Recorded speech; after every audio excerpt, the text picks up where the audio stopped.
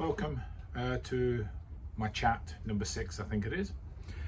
Today I'm just going to discuss about sort of steel bending wraps, whether nails or longer steel.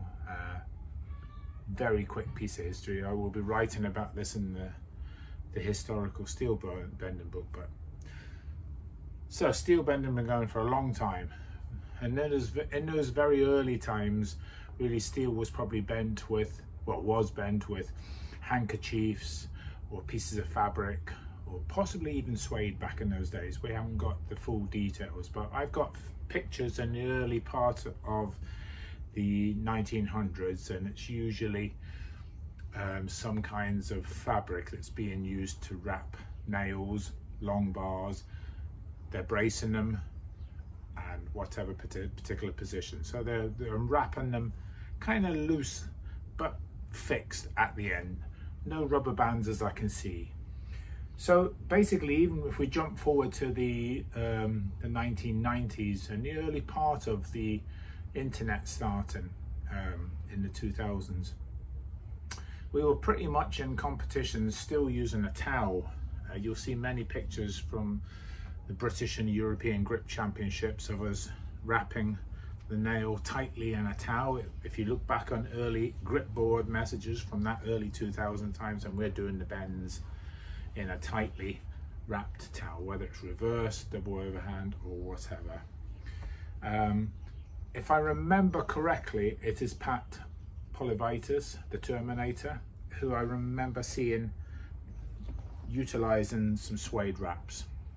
This is our 10" by 4" suede wraps.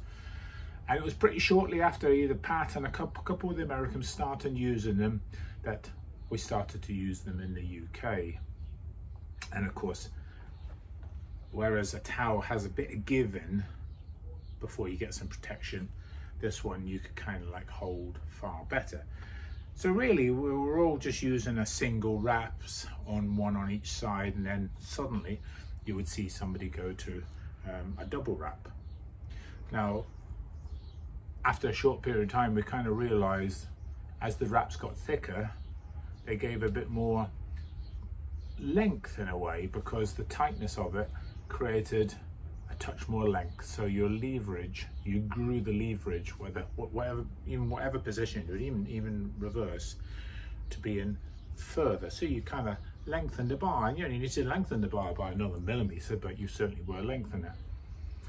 So double wraps, I mean, I've not really done a ginormous amount of double wraps until recently, within this last sort of maybe 6 months. I thought I enjoyed it, but it is quite different as well. You've got to bend slightly different, whether it's braced or whether it's sculpture or whether it's double overhand or reversed. It's a different feel to single wraps. So just always remember that no matter which wraps you're using, you will become used to that wrap. And just because it's another different type of wrap doesn't mean you're gonna jump or lessen in strength. It depends on your pain threshold, on how you're feeling, if you're needing a leverage, etc, etc. So it kind of went to the double wraps, and about that particular point, I don't really remember what particular point that Iron Mine brought out their wraps. Jed and a few of the American guys were better to sort of give me the exact date where they would fold them. I folded mine into 3 and then basically rolled that on the end and used them pretty much like wraps, so some kind of Kevlar material. I don't know their rules now. They seem to change Iron Mine seem to change their rules quite frequently, so they'd probably might be different now, I think. And in that meantime, a lot of the British competitions, we never really and for all the world of grip records really, unless they record a crazy bend on the grip feet, they were always single wraps. So single wrap was this. As I said, they're all different. The big thick wraps affords more leverage. This now doesn't afford the leverage, and also now you can really feel the bar there. So this one is harder than double wraps. It's pretty obvious. So this is a great way to train And if you want to go a bit more crazier, then get another wrap on. And if you want a bit more crazier, start to diminish wraps. So there is something to be said in getting yourself used to, you know, wraps that are, we say minimal wraps.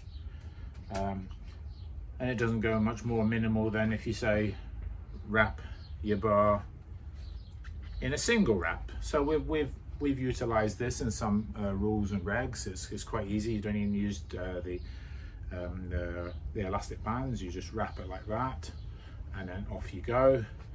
And then probably apart from, and we do have some bare hand events in our grip feats, which are basically, as it sounds, bare hand. Now, my only thing there with bare hand is whether it's got a head or a point or not. I wouldn't do anything less than 7 inch. And when I mean, I don't want the point pointing into my skin. It's just too easy to get an injury in life, and then you're X amount of period out of training. So there's no particular need. So if you're going to do bare hand, great. I've done it in my past, but go 7 inch above, so the point's kind of there rather than in that soft part. And then you can do it as a feat of strength. But if you want to go minimal with that little bit of safety, then in my eyes, the hardest one is to get, these are 2x2 square pads. And this gives the feeling of very, very minimal, and in your hand you can feel the steel, but it protects the pad. All right. And so you'll see here on the reverse here a piece of 8mm 5 3/4 inch hot rolled steel. This piece I've got over there, but we'll see if we can get a bit of movement on this. And you can see that it's not a lot. You've got to wiggle it around.